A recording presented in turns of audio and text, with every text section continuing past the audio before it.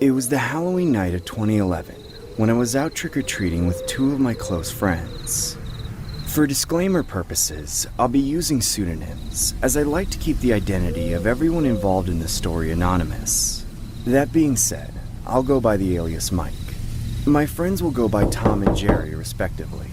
We were all dressed as characters from our favorite childhood cartoons. I was dressed as Naruto, as that was my favorite anime. Tom was dressed as Goku from Dragon Ball Z. Jerry was dressed as Spider-Man, as he was a hardcore fan of the Tobey Maguire series that aired in the early 2000s. I remember us trick-or-treating for about a solid hour or two around the neighborhood. I could feel my legs get sore from all the relentless walking and strain from carrying my heavy sack of candy. My bag was starting to get full to the brim. My friends' bags were just as full, as they began carrying their sacks over their shoulders like they were Santa Claus delivering gifts on a Christmas evening.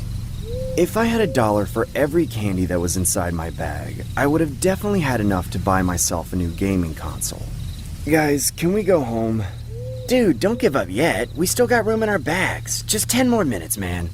You're just saying that because you're practically wearing a onesie made out of women's leggings. At least you don't have to wear this stupid wig on your head. Stop being such wimps. This day only comes once a year, so grow a pair and let's keep going. Jerry began to make his way further down the street, while me and Tom looked at each other with a disdain look that screamed, "Let's get this over with quick." We then proceeded to walk towards Jerry's direction. I recall Jerry already standing in front of a house with his arms extending his bag towards the candy giver saying, "Trick or treat!" I also noticed this one trick-or-treater wearing a Jason Voorhees mask standing behind him. He was a tall and slim kind of guy who was either a really big kid or just an older man who didn't want to give up the trick-or-treating tradition. As we approached another house, Jerry said, "Alright guys, just 2 more houses, then we can bounce." The individual wearing the Jason mask casually inserts himself in the conversation and says, "Would you guys mind if I trick-or-treat with you as well? I lost my friends and don't have my cell phone on me." I personally didn't want this guy tagging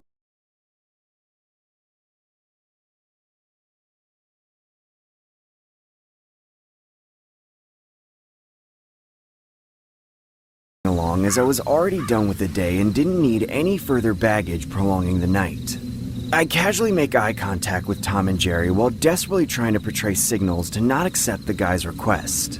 Jerry enthusiastically says, "Yeah, sure, let's go." Thanks, guys. You made my Halloween so much better. We then proceeded to walk towards the next house while I began sulking under my breath saying, "Frickin' prick, since when was Jerry the shot caller?"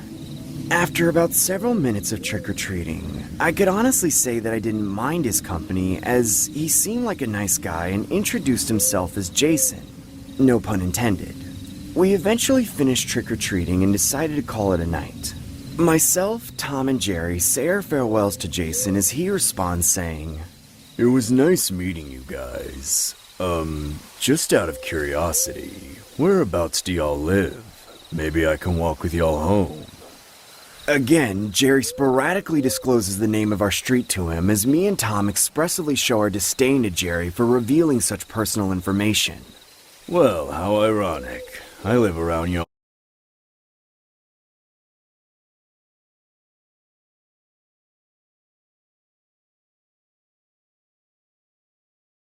area too. You guys mind if I walk home with you? Me and Tom remained silent as we made it pretty evident that we were upset at Jerry. Dude, I don't think my friends want to go- You guys look awfully tired. Just to make y'all feel better, I do know a shortcut if you're trying to avoid the long walk home. Yeah, sure, dude. Count me in, dude. Where's it at? Jason then points his finger in the direction of an entrance of a forest preserve and says, "We'd have to walk through there. There's a path that could get us home in about 10 minutes tops." I'm gonna have to pass. I don't like deer, and I'm not trying to get eaten by a bear today. Screw it, I'm going. Same. I want to get home faster, dude. Later, Jerry. Me, Tom, and Jason begin making our way inside the forest while Jerry casually hangs back to go to his alternate direction home. As we got deeper into the forest, Jason took out a flashlight from his candy bag and began to flash it towards the pathway ahead of us. Well, I wouldn't really call it a pathway, as the entire ground was covered in dirt, leaves, trees, and bushes scattered everywhere. I remember walking for about 10 minutes, but in reality, it felt like 30. His directions were precise and his voice was comprehensible. I understood every instruction he was directing us to walk in, but couldn't digest why the walk was taking so long. I had completely ignored the fact that it was well over 10 minutes. For better context, me and Tom were leading the walk while Jason shined his flashlight from behind while giving out directions. Yo, are we there yet? My legs are freaking killing me, man. Dude, when are we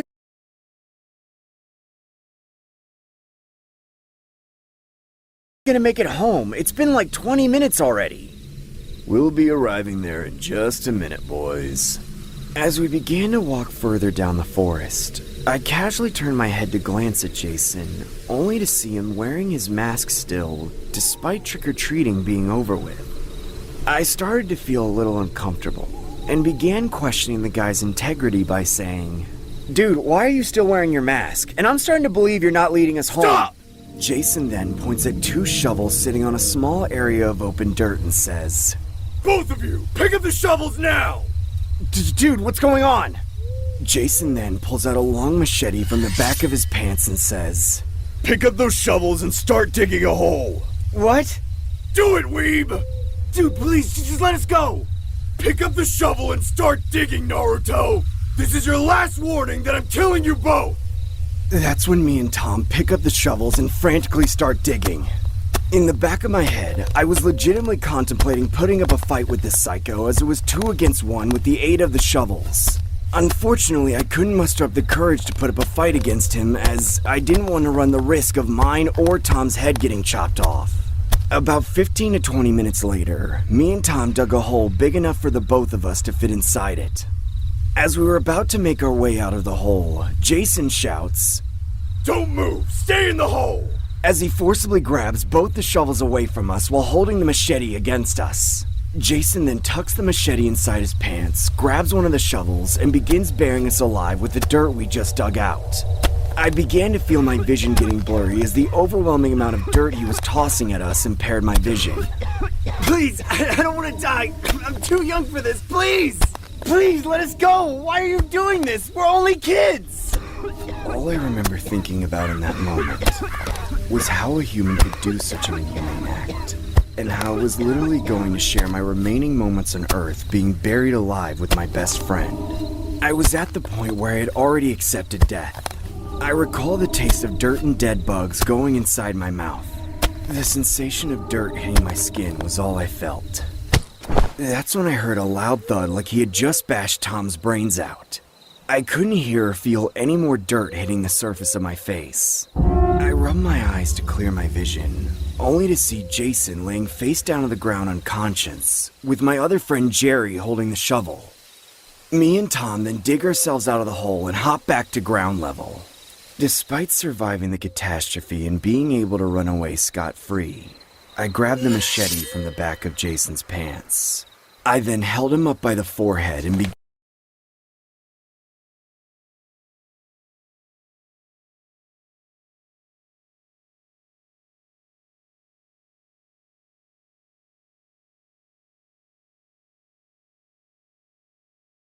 can turn any bad situation, and I need to be happy.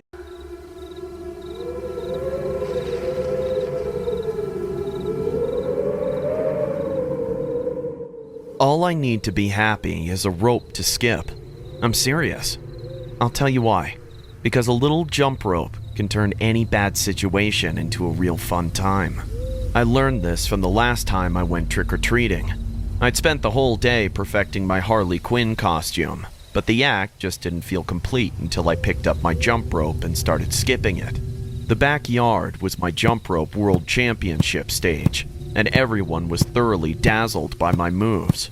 Well, everyone except Kat. She came by a couple hours after sundown and immediately started cramping my style. Come on, Tracy. Let's go trick-or-treating before all the good candy's gone. My name is Harley. Can't you see? Whatever, weirdo. Let's go. I'd rather stay here and skip rope all night. Your Catwoman costume isn't even good. It's enough for candy. I'm not crazy like you. So you only dressed up for candy? That's kind of lame. Well, it's also fun to just show off. You've got a point. I guess I'll go. Good. Now leave the rope. Harley Quinn doesn't skip rope. Fine. That poser ended up dragging me all over the neighborhood that night. She took all of my candy, and when she got scared, she made me walk her all the way home. She lives an entire mile away from me, too. So inconsiderate. I never even told her what happened. I was walking home all alone super late that night, and I didn't even have my jump rope. What a drag. But then I noticed this older boy who was dressed as the Joker had come up behind me and started following me. I didn't recognize him. And all of the Jokers, he decided that Jared Leto was the way to go. Lame. I turned around and faced him. Who are you? Why, I'm the Joker, of course. Your one true love. Why's that? Don't you know? We're meant to be together. Harley Quinn always falls for the Joker. Haven't you seen the new movie? I dumped you. You're gross. That made him mad. This ain't the movie, sweetheart. I'm telling you, the Joker always gets his Harley Quinn. He then pulled out a knife. He swung at me, but I ran. I thought I'd outrun him, so I ran into the woods to cut across to my house. Boy, that was a bad idea. He caught up with me quick as soon as I got into the trees. He tackled me and pinned me down into the dirt. I screamed for help, but he put his hand over my mouth.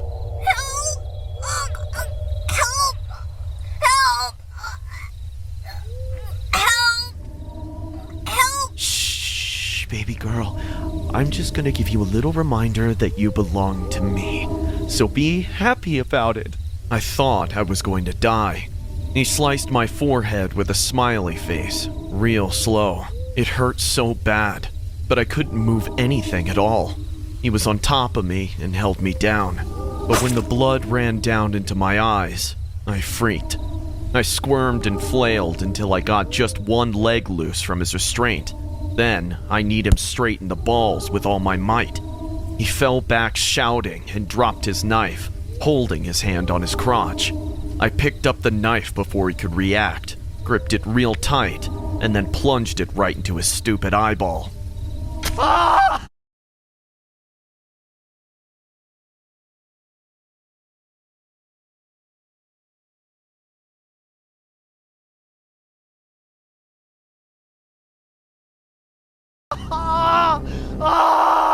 Oh, how those screams were music to my ears. No stopping now. I thought. So I got on him and took the knife out of his left eye and shoved it to the right. Then, I stabbed him again and again until there was nothing left of his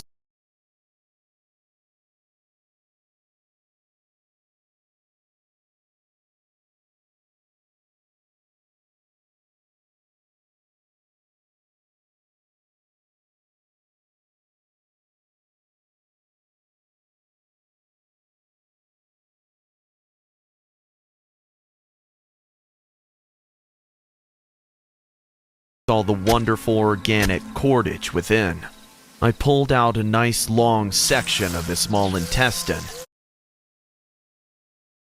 I pried open all the skin and fat and exposed all the wonderful organic cordage within.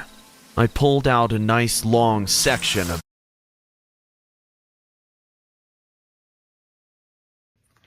Get your hair all the way up, just like that. Grab a hair tie and tie this right at the top. Raise this up.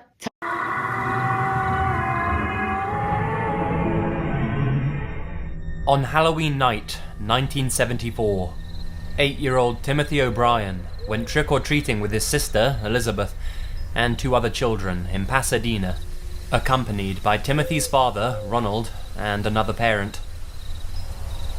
The night started off innocently enough, but would go on to end in tragedy. When the group knocked on one particular door, there was seemingly no one home, and as such, they swiftly moved on. Timothy's father Timothy's father stayed behind for a moment to wait and see if anybody would answer the door. He quickly caught back up with the others, with 5 pixie sticks in his hand, given to him by the homeowner, who was simply taking their time to answer the door.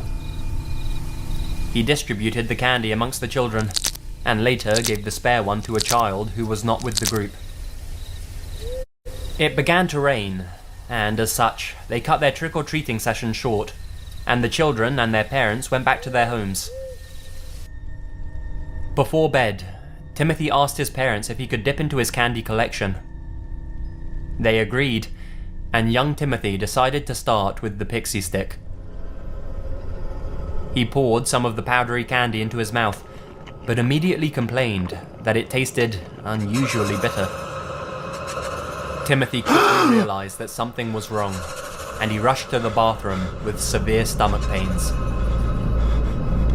Shortly after, Timothy began to convulse, and within no time at all, went limp in his father's arms. He died as he was being rushed to the hospital. After a pathology report, it was revealed that the pixie sticks had been laced with a poison, a fatal dose of potassium cyanide to be precise. Timothy consumed enough poison to have killed 2 adults.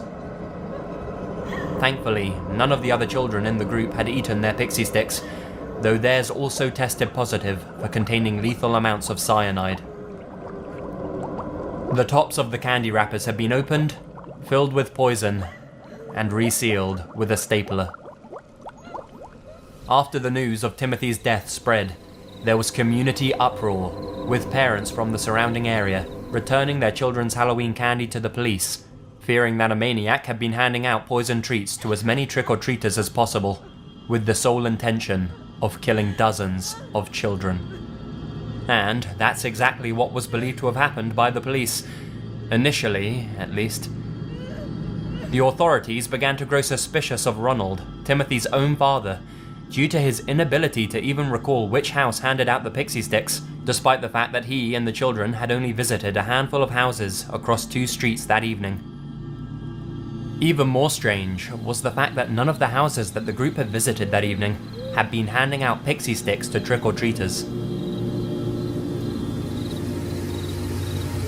Eventually, the truth came to light. Ronald had poisoned the candy himself, and ensured that it ended up being given to all of the children that he had taken out trick-or-treating. His motivation? To collect on various life insurance policies that he had taken out on his son, and presumably his daughter, though, as stated, she never ate her candy. He gave the other children the sweets in order to cover his tracks, and make it appear as if someone else was indiscriminately handing out the poisoned pixie sticks. Turns out that Ronald was over $100,000 in debt, and the life insurance payouts that he was set to receive would have eased his financial woes. Throughout his entire trial, Ronald maintained his innocence, but the amount of evidence pointing towards him as the murderer was too substantial for the jury to ignore. It was revealed that Ronald had been talking to co-workers also of murder, and 4 counts of attempting co-workers. Ronald had been talking to chemists about where he could purchase cyanide and how much would be needed for a lethal dosage. His friends and co-workers also testified that Ronald showed an unusual interest in the poison in the months leading up to Halloween.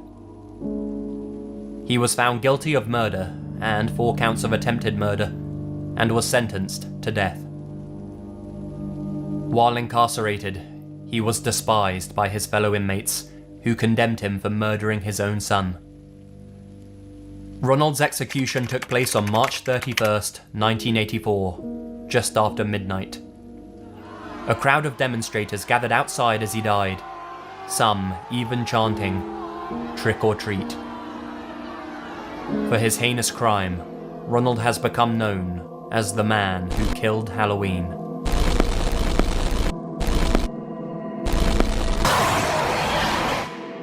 Hey bro, stop paying for streaming. Get unlimited movies for free. Tap and watch now. Mom,